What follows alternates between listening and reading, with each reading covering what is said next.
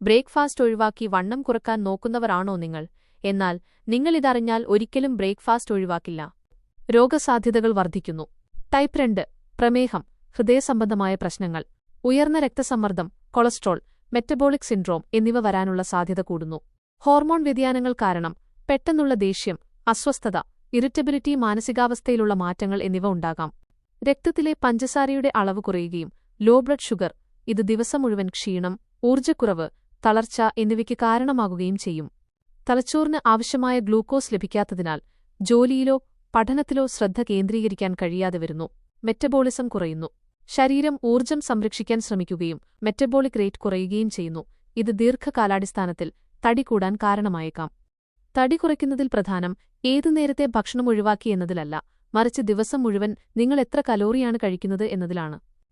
ആരോഗ്യകരമായ തടി കുറയ്ക്കലിന് ഏറ്റവും നല്ലത് പ്രഭാതഭക്ഷണം പൂർണ്ണമായി ഒഴിവാക്കുന്നതിനു പകരം പോഷകസമൃദ്ധമായ പ്രോട്ടീനും നാരുകളും ധാരാളമുള്ള ഒരു ലഘുഭക്ഷണം കഴിക്കുകയും ദിവസം മുഴുവൻ കലോറി നിയന്ത്രിക്കുകയുമാണ്.